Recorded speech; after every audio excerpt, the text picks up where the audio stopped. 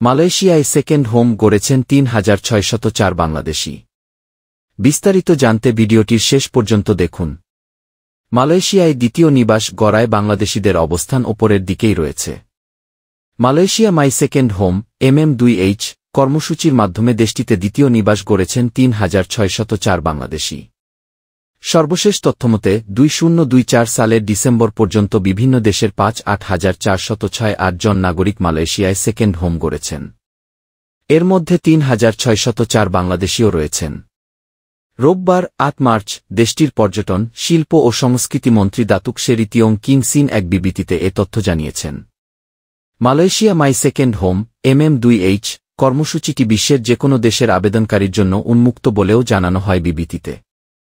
মন্ত্রী বলেন, এই কর্মসূচির মাধ্যমে বিদেশিরা বিভিন্ন যোগ্যতার মানদণ্ডের অধীনে মালয়েশিয়ায় বসবাসের জন্য আবেদন করতে পারবেন এবং যারা সফল হবেন তারা একটি নির্দিষ্ট সময়ের জন্য বসবাসের পাস পাবেন। এর আগে গত 2-4 ফেব্রুয়ারি মন্ত্রী সংসদে বলেন, মোট অনুমোদনের মধ্যে 5,7,686টি পূর্বের নীতির আওতায় দেওয়া হয়েছে, যার মধ্যে 28,209 জন মূল আবেদনকারী এবং 29,477 জন ডিপেন্ডেন্ট রয়েছেন। তবে কোন দেশের কতজন তা উল্লেখ করেননি তিনি। আরেক বিবৃতিতে মন্ত্রী জানিয়েছিলেন, দেশটিতে 3 জানুয়ারি 2024 পর্যন্ত 5,6,666 জন active second home pass holder রয়েছেন। এর মধ্যে 24,765 জন পাসধারী নিয়ে শীর্ষে রয়েছে চীন। এরপরে যথাক্রমে দক্ষিণ কোরিয়ার 4,940 জন, জাপানের 4,733 জন এবং বাংলাদেশের 3,604 জন। মন্ত্রী জানিয়েছেন, নতুন নীতির আওতায় এখন পর্যন্ত 7,2টি অনুমোদন দেওয়া হয়েছে, যার মধ্যে 3,109 জন মূল আবেদনকারী এবং 4,603 জন ডিপেন্ডেন্ট। তিনি আরও জানান, নতুন শর্তাবলীর অধীনে অনুমোদিত মাই সেকেন্ড হোম পাসধারীদের কাছ থেকে আনুমানিক 2,338 মিলিয়ন রিঙ্গিত স্থায়ী আমানত এবং 222 মিলিয়ন রিঙ্গিত রিয়েল এস্টেটে বিনিয়োগ এসেছে। 2023 সালের জুন মাসে এই কর্মসূচির জন্য সর্বশেষ নির্দেশিকা প্রকাশ করা হয়, যেখানে 3টি ক্যাটাগরি নির্ধারণ করা হয়: সিলভার, গোল্ড ও প্লাটিনাম। এছাড়াও বিশেষ অর্থনৈতিক অঞ্চল এবং এর জন্য একটি বিশেষ ক্যাটাগরি সংযোজন করা হয়। নতুন নীতির অধীনে এই কর্মসূচি কেবল মালয়েশিয়ার সঙ্গে কূটনৈতিক সম্পর্ক থাকা দেশের নাগরিকদের জন্য উন্মুক্ত থাকবে এবং আবেদনকারীর ন্যূনতম বয়স হতে হবে 2-5 বছর এবং প্রতি বছর অন্তত 90 দিন মালয়েশিয়ায় অবস্থান করতে হবে। প্লাটিনাম ক্যাটাগরির জন্য 1,0 লাখ মার্কিন ডলার, গোল্ড ক্যাটাগরির জন্য 5 লাখ মার্কিন ডলার এবং সিলভার ক্যাটাগরির জন্য 1,50,000 মার্কিন ডলার স্থায়ী আমানত হিসেবে বাধ্যতামূলক করা হয়েছে।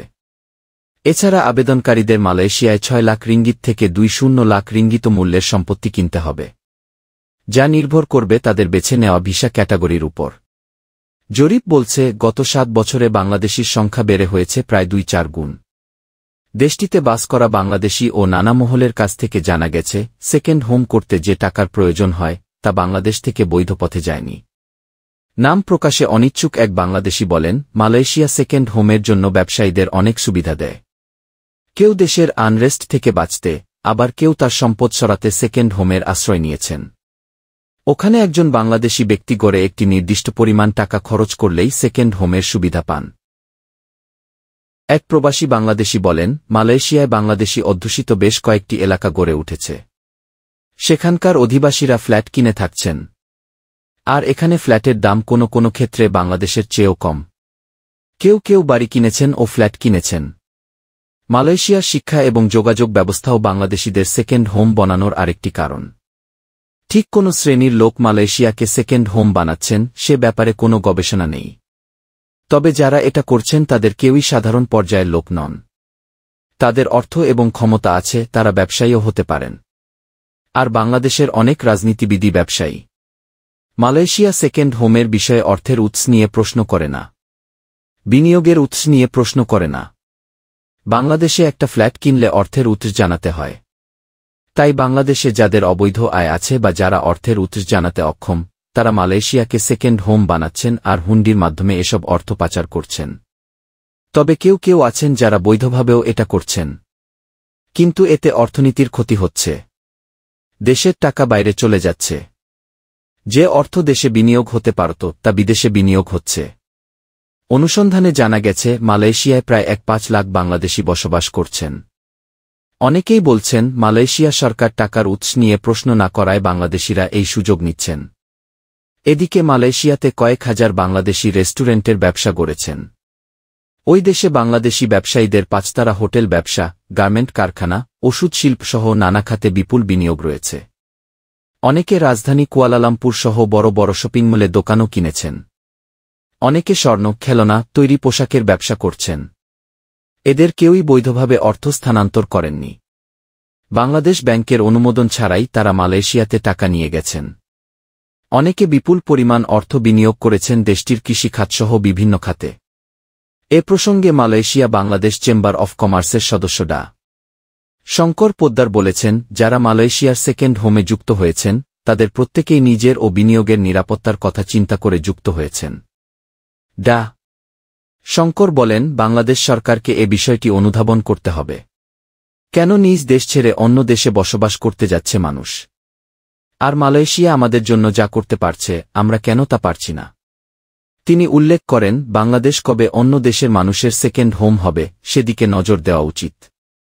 বাংলাদেশের কেন্দ্রীয় ব্যাংক দেশের বাইরে বিনিয়োগের জন্য এখন পর্যন্ত সামান্য সংখ্যক প্রতিষ্ঠানকে অনুমতি দিয়েছে। কিন্তু কানাডা ও মালয়েশিয়ায় বাংলাদেশিদের তথাকথিত সেকেন্ড হোম তৈরি করা, সিঙ্গাপুরের তারকা হোটেলের মালিকানা নেওয়া ও সুইস ব্যাংকে অর্থ রাখা এমন বিষয় অনেক দিন ধরেই আলোচিত হচ্ছে। অভিযোগ আছে, দেশ থেকে পাচার করা অর্থই এসব ক্ষেত্রে বিনিয়োগ করা হচ্ছে। মালয়েশিয়ায় সেকেন্ড হোম কর্মসূচিতে বাংলাদেশিদের অবস্থান একসময় ছিল তৃতীয়, এবার চতুর্থ স্থানে নেমে এসেছে। এর আগে সরকার নামমাত্র করের বিনিময়ে বিদেশে পাচার হওয়া টাকা দেশে ফেরত আনার সুযোগ দিয়েছিল। তবে সেই সুযোগ কেউ নেননি। বিশ্লেষকরা মনে করেন, সরকারের উচিত আইনের প্রয়োগ বাড়িয়ে বিদেশে টাকা পাচার রোধ করা।